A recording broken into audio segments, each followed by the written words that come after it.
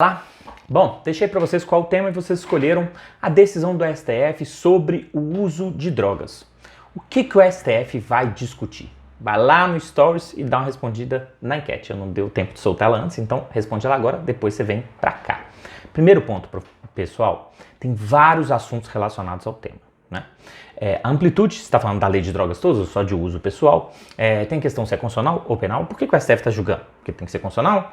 No penal, o que é? Tem princípios envolvidos, tem uma série de debates, tem questões de política criminal que saem até do direito e vão mais para criminologia.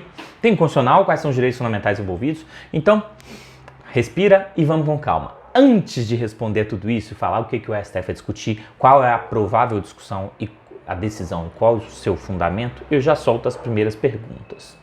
O STF está descriminalizando? Ele pode descriminalizar, ele pode legalizar?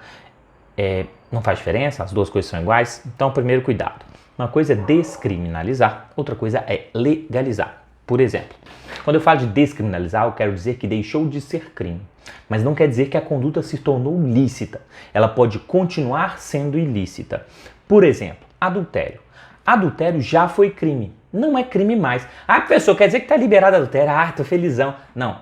Continua sendo um ilícito.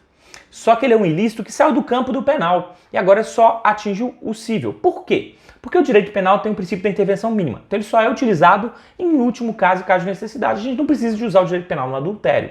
Porque o direito civil resolve o problema.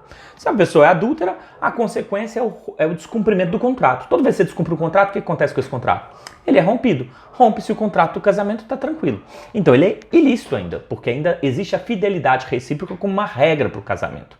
Se acontecer uma infidelidade, o que pode acontecer é romper esse contrato e está tranquilo, passamos. Então, ele deixou de ser crime, mas continua sendo ilícito.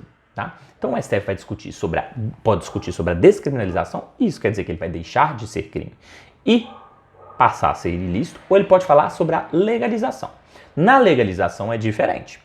O comportamento passa a ser legal. Então, se ele estivesse discutindo isso, ele fala assim, olha, o uso de drogas agora é legal. Então, não é crime mais e nem é nenhum ilícito com nenhuma outra consequência que não essa. Essa é uma outra discussão. Um exemplo interessante é do crime de instigação ou auxílio ao suicídio e a, mutilação. Né? Você suicidar não é crime. Mas se você instigar ou auxiliar alguém, então pula, ou dá a corda para ele pular, opa, isso se torna crime. Professor, e o suicídio em si, ele é lícito? Bom, a gente vai entender que, mesmo que o ordenamento não fale diretamente, indiretamente ele está falando que o suicídio é ilícito. Por quê? Porque permite, por exemplo, uma atuação estatal. Tanto o bombeiro quanto o SAMU ou a polícia, dependendo do lugar, ele pode intervir para impedir que aquela pessoa se mate. Se esse comportamento fosse ilícito, ele não poderia intervir, porque aí teria um constrangimento ilegal do policial, bombeiro ou SAMU que agissem. Então não é crime, mas eu posso ter uma ilicitude que permita um comportamento do Estado. Então esse é o primeiro ponto.